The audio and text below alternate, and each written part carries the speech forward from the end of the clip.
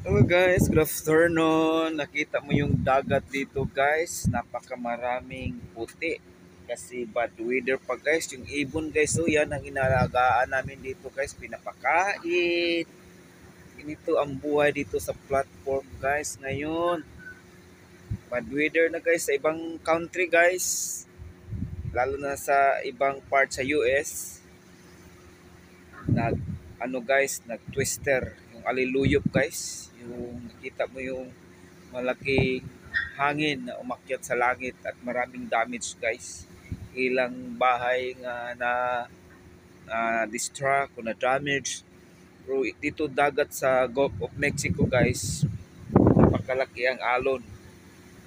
At saka 3 days na kaming walang job, nagre-relaxan dito. At saka naghintay next week na babalik yung normal na weather. Kita mo yung ano guys, yung ulap, napakaputi. At sa ibang country naman guys, nakita ko yung video, umulan naman ng ano guys, ng malaking yellow. Kasi laki ng malaking julin guys. Napaka ano na ngayong panahon guys. Sa Malaysia naman guys, pumutok yung refinery, maraming nasugatan, almost 200 people na nasugatan na ilang degree guys katawan. At sa yun naman guys sa Myanmar at saka sa Thailand, naglindol doon 7.7 ang lindol. Nag-earthquake doon guys. Marami ding nasasawi at marami ding nadadamage sa mga building at tahanan.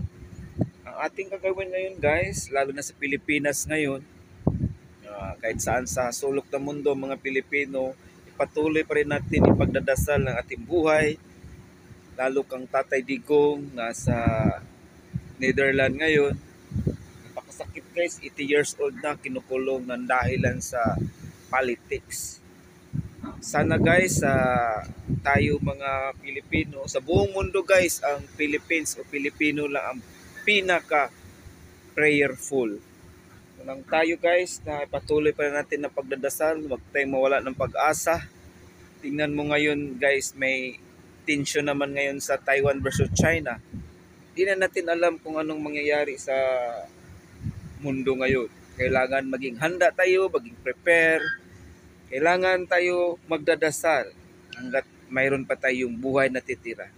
Okay guys, hanggang dyan muna ang sinishare ko sa inyo. Update dito sa Gulf of America, Gulf of Mexico, sa USA. Please share, subscribe, comment below kung anong i-share niyo, i-comment niyo sa aking video, lalo na sa Facebook, Reels. Mabuhay tayo mga Pilipino. God bless us and more power. This is DJ Freeman Vlog. Mabuhay!